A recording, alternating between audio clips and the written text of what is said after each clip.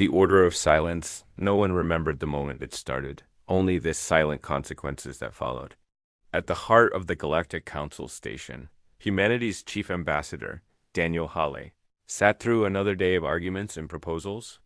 He had heard it all before, alien voices rising and falling in a grand chamber of glass and light, every species convinced of their own importance. Today felt no different until his band vibrated, flashing the highest security code. He glanced. Down, heart thudding. Operation Silent Return is now active. All human personnel are to cease current activities and return home. No explanations. Effective immediately. Hale read it again, barely breathing. The order came from Earth itself. He looked up, eyes scanning the assembly of diplomats, traders, and scientists. Without a word, he began packing his things. One by one, the other human representatives noticed, checking their own coms. The air changed. Suddenly, 4 of them stood, then 10, then 20 every human in the room, gathering belongings. Faces grim but determined. Council Speaker Zorak's crystalline body glittered as he tapped his staff on the dais, trying to restore order. Ambassador Hale, what is happening? The session is not adjourned. Hale offered nothing, only a brief, steady look before walking out, his shoes echoing on the marble. Behind him, the line of humans grew, each following the order with quiet certainty. The council chamber erupted into chaos as diplomats called after them, questions tumbling into the void. In that one moment, a silence settled in the room so heavy it seemed to warp the light. Across the stars, 1,000 versions of this scene played out at once. On the mining world of Talira, human foreman Carl Stone stopped mid-instruction, closed his datapad, and walked out of the control center, leaving his alien colleagues blinking in confusion. On the medical station Halo Prime, Dr. Kate Lewis's hands froze over a console displaying critical nanobot code. She stood, packed her notes, and left behind 3 years of collaborative research. Her alien co-workers called after her, but she did not turn engineer Amy Brooks in the humming control room of Kepler Station, simply shut down her console, smiled a sad goodbye to no one in particular. On dozens of worlds, in cargo ships, research labs, classrooms, and farms, humans everywhere received the same message. They left machinery mid-repair, research unfinished, and medical patients in beds waiting for care. No protests, no explanations, just a steady, purposeful withdrawal. At first, most aliens believed it was a glitch, a technical misunderstanding, or perhaps a human holiday. When they realized the pattern, anxiety bloomed. Zarak tried to contact Hale through official and private channels, but every inquiry was answered by a bland, automated message. Humanity is withdrawing from all galactic affairs. No further information will be provided at this time. Within hours, the Galactic Network news feeds filled with stories of silent human departures, captains changing ship routes, teachers leaving mid-lesson, programmers logging out and erasing their codes, doctors abandoning operating tables. The council called emergency meetings, searching for clues. No one, not even the closest allies, received an explanation. As the day ended, a deep, unsettling quiet settled over the galaxy. For the first time in living memory, humanity was simply gone. Cracks in the machine, the first signs were small, hardly noticeable among the daily noise of galactic life. At the Vega Trade Nexus, the galaxy's most important economic hub, operator Zixmo frowned at her console.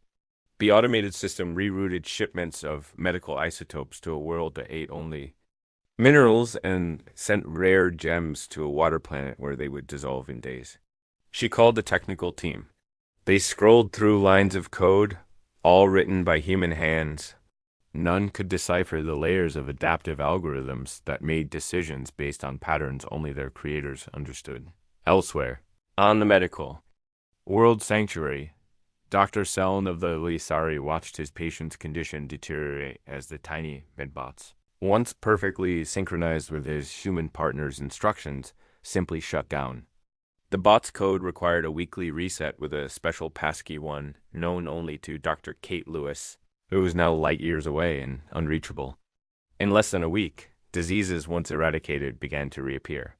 The local Lysari doctors did what they could, but their understanding was superficial. The bots were smart, but only human intuition could keep them alive. On Helix, a planet famous for its endless wheat fields, alien farmers tried to recalibrate the auto-harvesters after. The crops came up twisted and bitter. The soil sensors machines that only humans could truly understand began to produce conflicting readings. One sensor called for more nitrogen, another less. The alien agronomists argued for days, but the food continued to spoil, and shipments stopped in the great arcologies of Commerce Central. Traffic lights blinked in bizarre sequences, ship docking schedules fell apart, and the power grids hiccuped in ways no technician could explain. All the major systems, trade, food, health, energy had run on a patchwork of human-built solutions. Now, with their creators gone, the cracks grew wider. At first, the council believed it could fix these problems with more meetings and new committees.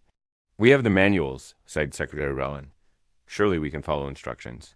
But no manual could explain why the adaptive code made different choices in different years, or how to teach an AI when to break its own rules. The galaxy had come to rely on human judgment for too many of its daily miracles. As glitches spread, the frustration grew. What began as mild inconvenience soon threatened to spiral out of control. The price of absence a week passed, and the galaxy's veneer of order began to crumble. In the crowded hospital of Sanctuary Prime, Dr. Seln watched a child grow sicker by the hour. The nanobots in her bloodstream, which had kept her illness at bay, ran out of instructions and went dormant. The old treatments were brought back painful, risky, and only half as effective. Families wept. Some began to mutter that humans had planned this, sabotaging their own technology to punish the galaxy. The trade networks suffered even more. On the mining world of Grathis, ore shipments were routed into deep space, vanishing forever. Cargo. Ships drifted off course, their navigation routines corrupted by a small piece of code meant to adjust for gravitational tides. A line of code written by a human who had never trained a replacement. Pirates found easy pickings among the confused and delayed. Traffic. Food shortages swept the outer colonies as the auto farms failed. Crops grew inedible, livestock sickened, and riots broke out in cities that had never seen hunger before. The once quiet hum of progress turned into a low, constant note of panic. Council. Speaker Zarak paced his private office, listening to the latest reports with growing dread. "Why?" he asked his aide, voice cracking. "We did everything together. Why would they just leave?" Ambassador Molin of the Nera, a species famed for their empathy, replied softly. "Perhaps we never truly understood what they needed from us, or how much we depended on them." In meeting after meeting, the alien leaders replayed the last moments with their human partners. They remembered every small disagreement, every ignored suggestion, every moment of arrogance times they had, dismissed human warnings or pushed them to the margins of power. Now, the cost of those moments was becoming painfully clear. In laboratories, medical bays, shipyards, and classrooms, alien scientists and engineers struggled to repair what they could. But so much of what the humans built was guided by something the manuals called intuition or emergent logic. No one could teach a machine how to improvise, adapt, or care. Across the stars, regret and confusion deepened. The question was no longer why the humans had left, but whether the galaxy could survive without them. The regret and the reckoning individual stories of loss began to pile up. In a school on Selviet, a young Jeffrey named Ven waited every day for her human teacher, Mrs. Mary Johnson, to return. She sat in an empty classroom, practicing English on her own, the lessons less bright now that her friend was gone. On the council world, Athari engineer Myra passed the empty workstation where her friend Paul had always tinkered, wondering if she'd ever hear him laugh again. In hospitals, Lysari doctors faced parents desperate for help. "Can't you just make The bots work like the humans did? They begged. Dr. Sound shook his head. I wish I could, he whispered. No one showed us how. The council debated sending a formal envoy to Earth, but every message bounced back as a polite refusal. Humanity is focused on internal matters. We wish you well. In the absence of their partners, former rivals began to cooperate out of necessity. The Zephyri and Nera, once fierce competitors, pooled their resources to keep critical water plants running.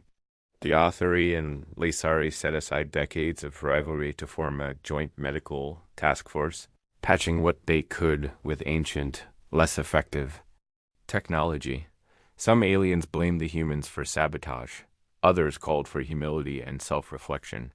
They remembered how often humans had solved the impossible, found joy in the struggle, and believed in working together. Many wondered if they had taken this spirit for granted. Council Speaker Zarak, once quick to silence human voices, found himself missing their blunt honesty. In a rare broadcast to the people of the galaxy, he admitted, we did not understand what we had until it was gone. We missed their optimism, their stubbornness, their hope. I fear we missed them most because we never truly listened. The silent lesson weeks became months. The galaxy struggled and adapted, learning to survive without humanity's guiding hand. In the absence of the familiar, alien civilizations were forced to innovate. Some of the most stubborn rivals forged new alliances, driven by desperation and a new respect for each other. On Earth, Daniel Halley watched the news feeds from a quiet office, seeing broadcasts of alien council sessions, images of empty schools, and failing hospitals, and the growing movement to ask for forgiveness, not demands, not return, just understanding. For the first time, the galaxy sent a humble, collective message. We are sorry. We wish to understand you. We hope one day you will come back. Earth leaders debated. Some wanted to remain isolated forever. Others argued for a cautious return.